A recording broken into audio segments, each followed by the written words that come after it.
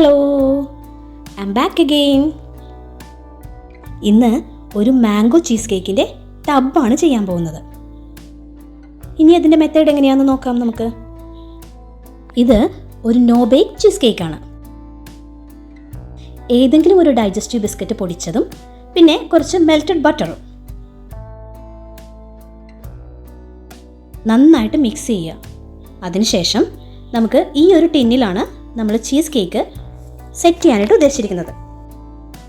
ഇത് ഒരു no bake cheese cake ആയതുകൊണ്ട് തന്നെ ബേക്കിംഗ് അറിയാത്തവർക്കും ഒന്ന് ട്രൈ ചെയ്യാം. നേരത്തെ മിക്സ് ചെയ്ത് വെച്ചത് നമ്മൾ ഈ ടിന്നിലേക്ക് ഇട്ട് കൊടുക്കുന്നു. എന്നിട്ട് ജസ്റ്റ് അതിനെ ഒന്ന് നന്നായിട്ട് പ്രസ് ചെയ്ത് ഫേം ആക്കി വെക്കുന്നു. ഇതാണ് ചീസ് കേക്കിന് നമ്മൾ കൊടുക്കുന്ന ബേസ്. നമ്മുടെ വീട്ടിലുള്ള ഏതൊരു പാത്രത്തിലും നമുക്ക് ഈ ചീസ് കേക്ക് സെറ്റ് ചെയ്യാം കേട്ടോ. ഈ ഒരു ടബ് തന്നെ വേണമെന്നൊന്നുമില്ല.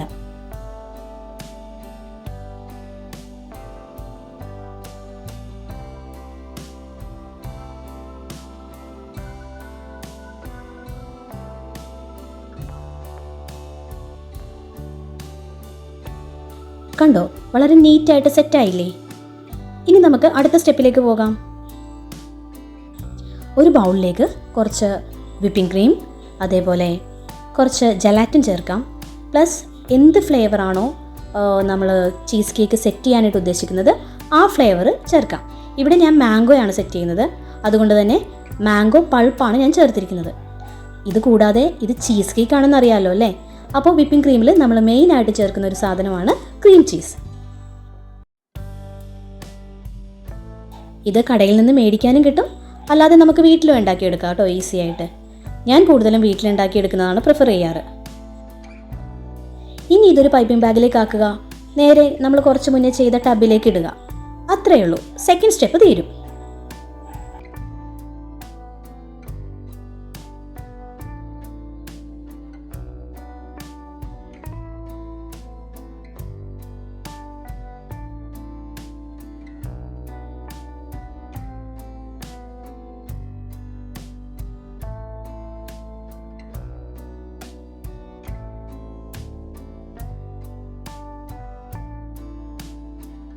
ലാസ്റ്റ് ലെയറായിട്ട് ഇട്ട് കൊടുക്കുന്നത് മാംഗോ പൾപ്പ് തന്നെയാണ്.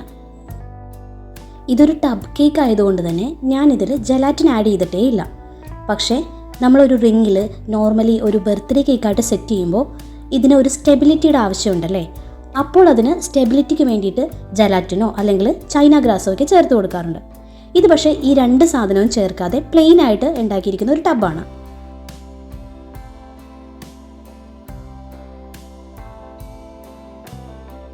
സംഭവം റെഡി. ഇനി അതിനെ ഒന്ന് ഡെക്കറേറ്റ് ചെയ്ത് ഒരു താങ്ക് യു സ്റ്റിക്കറും കൂടി ഒട്ടിച്ചാൽ തീർന്നു, കാര്യം കഴിഞ്ഞു. ഇത് ഡെക്കറേറ്റ് ചെയ്യാനായിട്ട് ഞാൻ യൂസ് ചെയ്യുന്നത് സീഫോ കേക്സിൻ്റെ തന്നെ കസ്റ്റമൈസ് ചെയ്ത ഒരു റിബണാണ്. സൂപ്പർ ടേസ്റ്റിയാണ് കേട്ടോ. ഒന്ന് ട്രൈ ചെയ്ത് നോക്കാൻ തോന്നുന്നുണ്ടോ? അപ്പോൾ ശരി, ബൈ.